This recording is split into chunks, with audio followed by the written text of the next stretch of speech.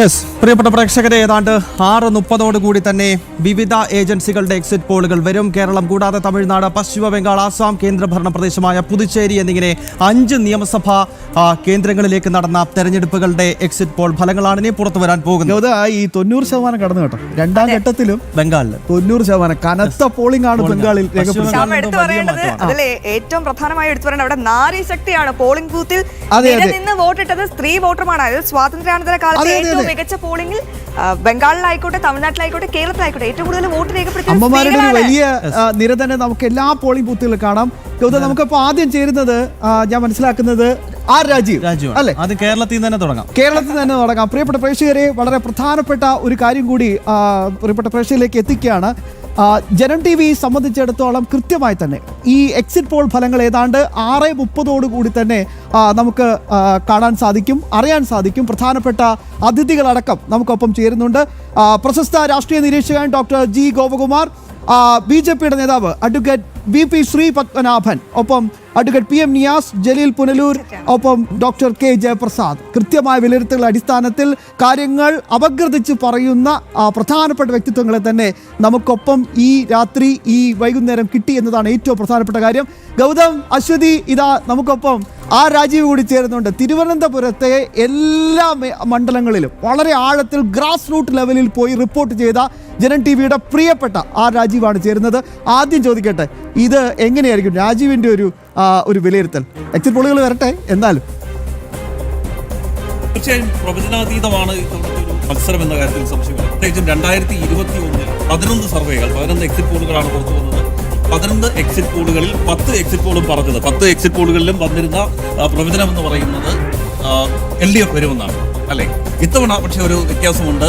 ഇത്തവണ എക്സിറ്റ് പോളിന് മുൻപ് പല ചാനലുകളും സർവേ നടത്തിയിരുന്നു. ഈ സർവേയിലൊക്കെ പറഞ്ഞത് ഒപ്പത്തിനൊപ്പം LDF UDFും ഒപ്പത്തിനൊപ്പം എന്നാണ്. മാത്രമല്ല, അവിടെ ഏറ്റവും പ്രധാനപ്പെട്ട ഒരു കാര്യം, ശ്രദ്ധിക്കേണ്ട ഒരു കാര്യം എന്ന് പറയുന്നത് NDA വലിയ നേട്ടമുണ്ടാക്കും എന്ന് തന്നെയാണ്. ഭരണം കിട്ടുമെന്നൊന്നും പറയുന്നില്ല, പക്ഷേ NDA മികച്ച നേട്ടമുണ്ടാക്കാനുള്ള സാധ്യതയുണ്ട് എന്ന് തന്നെയാണ് പറയുന്നത്. അതിന് ഏറ്റവും പ്രധാനപ്പെട്ട ഒരു കാരണം എന്ന് പറയുന്നത് കഴിഞ്ഞ തദ്ദേശ തെരഞ്ഞെടുപ്പാണ്. കഴിഞ്ഞ തദ്ദേശ തെരഞ്ഞെടുപ്പിൽ ചരിത്രത്തിലാദ്യമായി 44 വർഷത്തിന് ശേഷം NDA അനന്തപുരിയിൽ താമര വിരിഞ്ഞു എന്ന് മാത്രമല്ല, പ്രധാനമന്ത്രി നേരിട്ട് അനന്തപുരിയിലേക്ക് എത്തി. ആ ആവേശം അവർ തിരിച്ച് അത് പ്രധാനമന്ത്രിക്ക് തന്നെ നൽകുന്ന ഒരു അവസ്ഥയിലേക്ക് എത്തിച്ചു എന്നതാണ് ഏറ്റവും പ്രധാനപ്പെട്ട ഒരു ഘടകം. അതുകൊണ്ട് തന്നെ ഇത്തവണ തിരുവനന്തപുരത്ത് വലിയ മത്സരം തന്നെ നടക്കുന്നുണ്ട്. എന്തായാലും ഒരു പ്രഡിക്ഷൻ പറയൂ രാജീവ്. ഈ ഗൗതം, അശ്വതി, രാജീവ് ഞാൻ എടുത്തു പറഞ്ഞു, ഗ്രൗണ്ട് സീറോ ലെവൽ പോയി റിപ്പോർട്ട് ചെയ്ത ഒരു മാധ്യമപ്രവർത്തകരാണ്. അപ്പോൾ സ്വാഭാവികമായിട്ടും എക്സിറ്റ് പോളുകൾ കോടിക്കണക്കിന് രൂപ ചെലവിട്ട് നടത്തുന്ന സർവേകളെക്കാൾ ആധികാരികതയിൽ കാര്യങ്ങൾ പറയാൻ കഴിവുള്ള ഒരാൾ കൂടിയാണ്. തിരുവനന്തപുരത്ത് മണ്ഡലങ്ങൾ എങ്ങനെ ഒരു പ്രഡിക്ഷൻ? തിരുവനന്തപുരത്ത് പല മണ്ഡലങ്ങളിലും ഞാൻ നേരത്തെ പറഞ്ഞ രീതിയിലുള്ള കടുത്ത മത്സരം തന്നെ നടക്കുന്നു. പ്രത്യേകിച്ച് നിയമമണ്ഡലത്തിൽ NDAയുടെ ഒരു മുന്നേറ്റം നമുക്ക് പല ഘട്ടങ്ങളിലും കാണാൻ കഴിയുന്ന ഒരു സാഹചര്യം ഉണ്ടായിരുന്നു. ആ രീതിയിൽ മികച്ചൊരു മത്സരം തന്നെ അവിടെ നടക്കുന്നുണ്ട്. പ്രവചനാതീതമാണ് എന്ന് തന്നെ നമുക്ക് പറയേണ്ടി വരും. എങ്കിൽ പോലും NDA നേട്ടമുണ്ടാക്കാനുള്ള സാധ്യതയുണ്ട്. കടക്കൂട്ടം ഉൾപ്പെടെയുള്ള മണ്ഡലങ്ങളിലും NDA നേട്ടമുണ്ടാക്കാനുള്ള സാധ്യതയുണ്ട്. പക്ഷേ ഇത്തവണ എടുത്തു പറയേണ്ട ഒരു കാര്യമെന്ന് പറയുന്നത്, നേരത്തെ ഒരു വലിയ മുന്നേറ്റം LDFിനുണ്ടായിരുന്നെങ്കിൽ ഇത്തവണ അത് തുടരാൻ സാധ്യതയില്ല എന്നതാണ് നമുക്ക് മനസ്സിലാക്കാൻ കഴിയുന്നത്. ഇത്തവണ ഒരുപക്ഷെ പല മണ്ഡലങ്ങളും UDF പിടിച്ചെടുക്കാനുള്ള സാധ്യതയുണ്ട് എന്ന് തന്നെയാണ് നമുക്ക് ഫീൽഡിൽ നിന്ന് ലഭിക്കുന്ന. അതായത് അരുവിക്കര അല്ലെ? അരുവിക്കര, നെയ്യാറ്റിൻകരയിലും വളരെ ശക്തമായ മത്സരം തന്നെയാണ് നടന്നിരിക്കുന്നത്. അവിടെ ഒരുപക്ഷെ NDA മികച്ച നേട്ടം ഉണ്ടാക്കാനുള്ള സാധ്യതകൾ നിലനിൽക്കുന്നുണ്ട്. കാട്ടാക്കടയുണ്ട്. അതുപോലെ തന്നെ പല മണ്ഡലങ്ങളിലും ഈ രീതിയിൽ ഒരു ത്രികോണ മത്സരത്തിന്റെ സാധ്യതകൾ നിലനിൽക്കുന്നു. അതുകൊണ്ട് തന്നെയാണ് ഞാൻ നേരത്തെ സൂചിപ്പിച്ചത്, പ്രവചനാതീതമാണ് ഇത്തവണത്തെ ഒരു തെരഞ്ഞെടുപ്പ്. അപ്പോഴും ഗൗതം, ഒരു കൃത്യമായ പ്രഡിക്ഷനിലേക്ക് രാജീവേട്ടൻ എത്തിയിട്ടില്ല കേട്ടോ ഗൗതം. അതൊരു തന്ത്രമാണ് കേട്ടോ. കൃത്യമായി അദ്ദേഹത്തിന് അറിയാം. അത് പ്രത്യേകിച്ച് കുഴപ്പിക്കരുത്. കാര്യം തെരഞ്ഞെടുപ്പ് എക്സിറ്റ് പോളുകൾ വരാൻ ഇനി കുറച്ച് സമയം മാത്രമാണ് ശേഷിക്കുന്നത്. അപ്പം അവിടെ നമ്മുടെ പ്രവചനത്തിന് ഇപ്പോൾ വലിയ പ്രസക്തിയില്ല. കാര്യം പ്രത്യേകിച്ചും ഞാൻ നേരത്തെ പറഞ്ഞോളം പല മണ്ഡലങ്ങളിൽ ഏകദേശം സംസ്ഥാന ഇന്റലിജൻസ് തന്നെ കുഴങ്ങി കിടക്കുകയാണ്.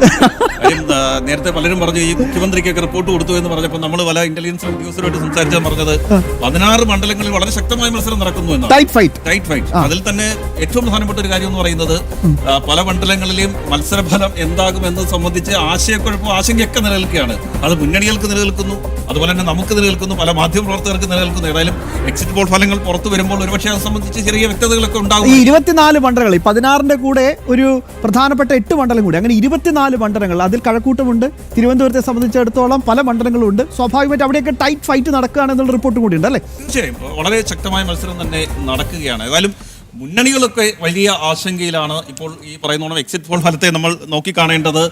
തെരഞ്ഞെടുപ്പ് ഫലം വരുന്നത് മെയ് 4-ആണെങ്കിൽ കൂടിയും വളരെ ഒരു പ്രതീക്ഷയോടുകൂടി കാണുന്നതാണ് മുന്നണികൾ ഈ എക്സിറ്റ് പോൾ ഫലത്തെ, അല്ലേ? Yes Gautam, over to you. അത് തന്നെയാണ് ഏറ്റവും പ്രധാനപ്പെട്ട കാര്യം. അശ്വതി, ആ രാജീവ് തന്നെ സൂചിപ്പിച്ചതുപോലെ തന്നെ സംസ്ഥാന ഇന്റലിജൻസ് റിപ്പോർട്ടുകൾ, അത് ഒരു കാര്യം എടുത്തു പറയേണ്ടതുണ്ട്.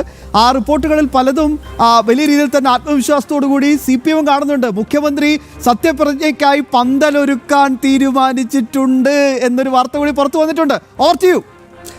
യെസ്, അങ്ങനെയാണ്. എന്തായാലും അശ്വതി, അപ്പോൾ രാജീവ് ഉൾപ്പെടെയുള്ളവരൊന്നും തിരുവനന്തപുരത്ത് കൃത്യമായൊരു ഇത് പറയുന്നില്ല. പഠിച്ചു, അതായത് ഈ രാഷ്ട്രീയ തന്ത്രങ്ങളൊക്കെ മെനയുന്ന ചാണക്യന്മാരെക്കാൾ തന്ത്രങ്ങൾ പഠിച്ച റിപ്പോർട്ടറാണ് നമ്മുടെ തലസ്ഥാനത്തെ സ്വന്തം രാജീവ് എന്ന് പറയേണ്ടി വരും. അതുകൊണ്ട് അദ്ദേഹത്തിന് കൃത്യമായി അറിയാം തലസ്ഥാനത്തെ രാഷ്ട്രീയ ചിത്രം. പക്ഷേ ഇപ്പോൾ വെളിപ്പെടുത്തില്ല. എക്സിറ്റ് പോളിനായി കാത്തിരിക്കുകയാണ്. അതെ.